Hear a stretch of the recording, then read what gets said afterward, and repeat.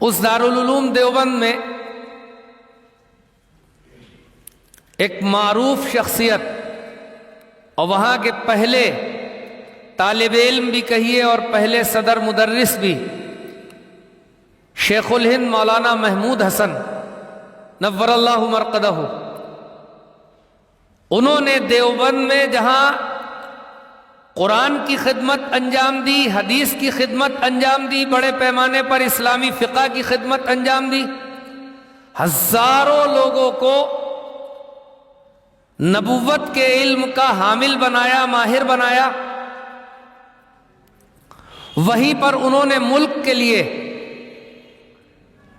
ریشمی رومال کی تحریک چلائی اور اس کے نتیجے میں ان کو جو ہے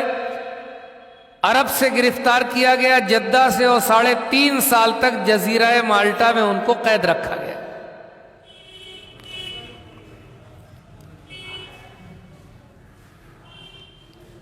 پھر وہ وہاں سے رہا ہو کر کے آئے 1919 کے جو ہے اواخر میں،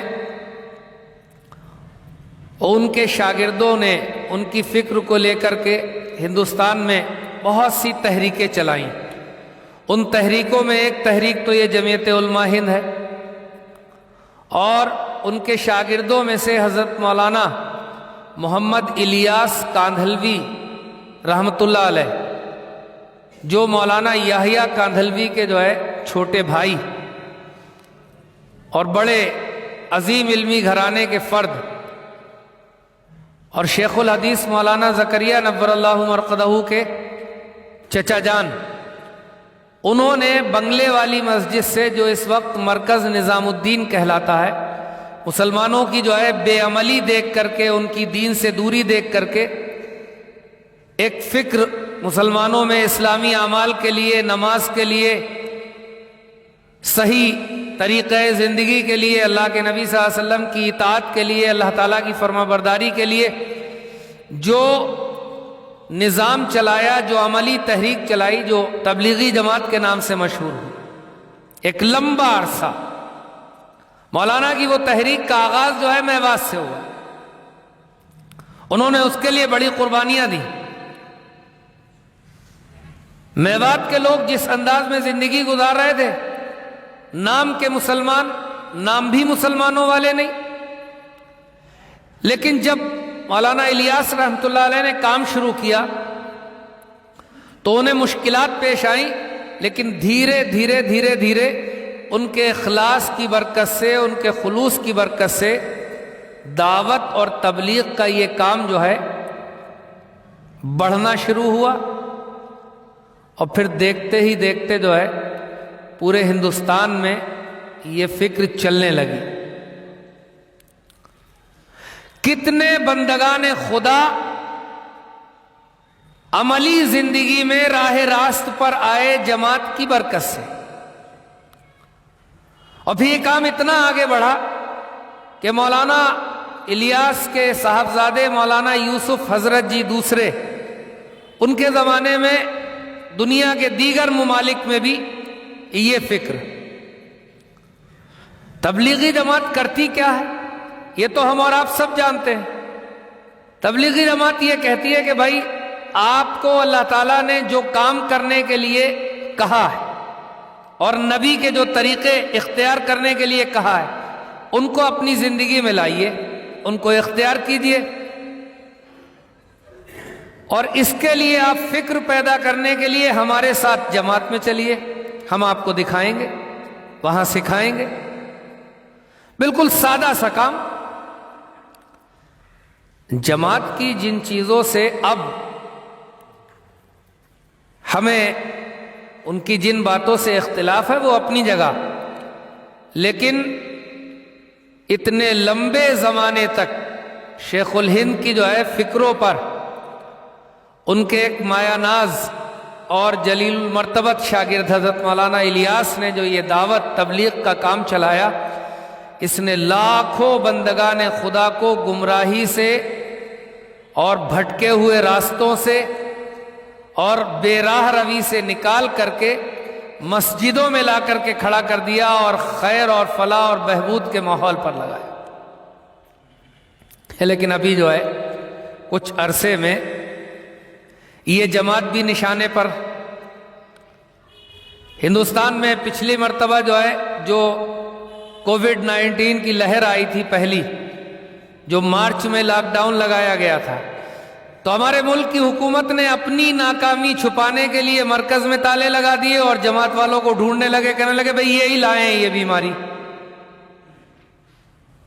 جتنی بھی بیماری ہے جماعت کے لوگ لائے. حالانکہ بعد میں جب اس پر کارروائی شروع ہوئی، جمعیت علماء نے بھی قانونی کارروائی میں تبلیغی جماعت کی مدد کی پورے ملک میں، تو بمبئی ہائی کورٹ نے تبصرہ دیا. انہوں نے یہ کہا کہ ہندوستان میں تو مہمان جب آتا ہے تو اس کے لیے یہاں کی پرمپرا اور یہاں کی جو پراچین روایتیں ہیں، اس میں تو یہ کہا گیا ہے کہ آتیتھی دیوو بھو، مہمان تو وہ بھگوان کا روپ ہوتا ہے، دیوتا ہوتا ہے، اس کا آنا تو بڑا مبارک ہوتا ہے. یہ مہمان لوگ آئے، ان کو آپ نے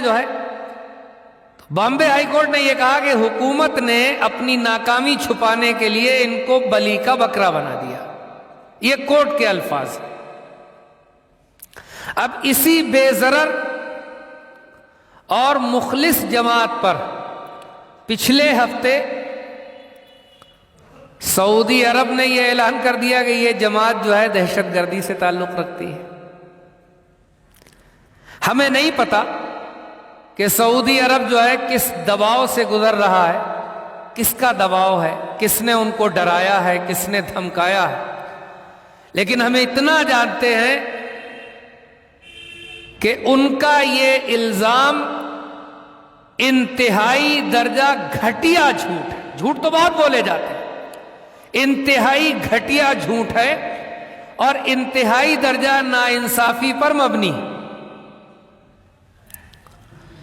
جماعت پوری دنیا میں خیر اور فلاح کا جو کام کر رہی ہے وہ تو انشاءاللہ ہوتا رہے گا. سعودی حکمرانوں جیسے 150 اور بھی پیدا ہو جائیں جب بھی کوئی فرق پڑنے والا نہیں. لیکن ان حالات میں ہماری یہ ذمہ داری ہے کہ اس جھوٹ کو بے نقاب کرنے کے لیے اس مخلصانہ دینی تحریک کی تائید اور حمایت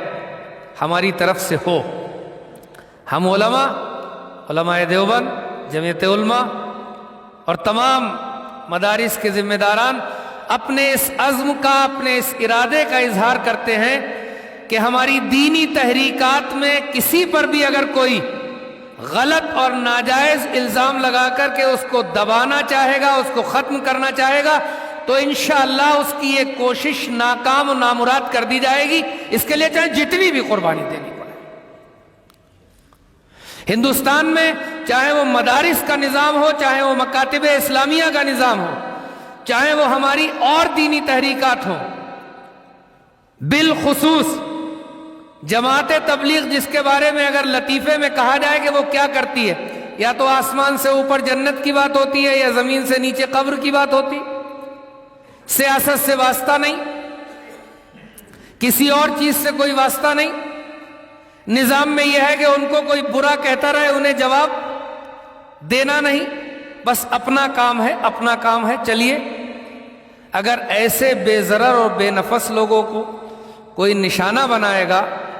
تو ہم انشاءاللہ اپنے آخری دم تک اپنے تمام تر توانائیوں اور وسائل کے ساتھ اس کے خلاف مضبوط آواز بن کر کے اپنے دینی نظام کی بقا اور حفاظت کے لیے اپنی ذمہ داری انجام دیں گے انشاءاللہ، اور اپنے اس فریضے کو برابر ادا کریں گے. جماعت تبلیغ اختلاف کے باوجود، کیونکہ یہ تو ایک گھر میں ہوتا ہے اختلاف، 4 بیٹے ہوتے ہیں، ایک بیٹا تھوڑا سا بعض چیزوں میں غلطی کرنے لگتا ہے، باپ اس کو ٹوکتا ہے. تو اگر جماعت سے ہمیں کہیں اختلاف ہے وہ اپنی جگہ پر ہے، لیکن اس کا مطلب یہ ہے کہ جماعت کے اوپر کوئی جھوٹ ڈال دیا جائے، اس کے اوپر غلط بیانی کر دی جائے، اس کے اوپر ایسے الزامات لگا دیے جائیں جس کا 100 سال میں اس کی سرگرمی اور جدوجہد سے کبھی دور دور کا واسطہ نہ رہا، تو یہ بات تقریباً ناقابل برداشت ہے. اور آج کا یہ جمعہ جمعیت علماء پورے ملک میں اسی پس منظر میں بنا رہی ہے کہ آج ہم نے پورے ملک میں حضرت مولانا سید محمود مدنی صاحب کی اپیل پر مساجد سے اسی طرح کی گفتگو کی ہے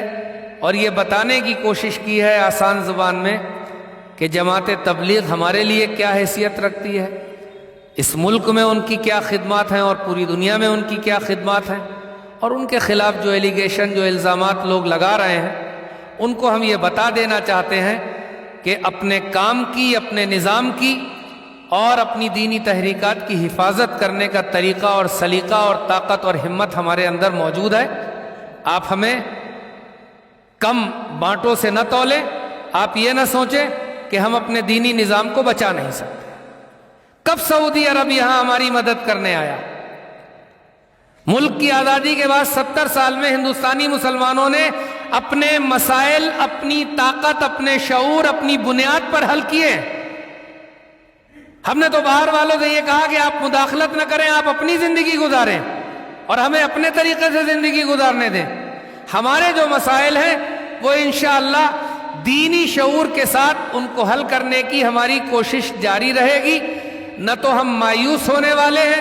اور نہ ہی اسلام کے کسی عمل سے، اس کے کسی طریقے سے دستبردار ہو کر کے نبی اکرم صلی اللہ علیہ وسلم کی وفاداری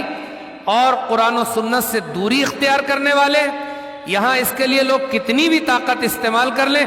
جتنی بھی طاقت استعمال کریں گے انشاءاللہ ہمارا دینی نظام اتنا ہی مضبوط ہو کر کے سامنے آئے گا۔ اللہ تعالی ہم سب کو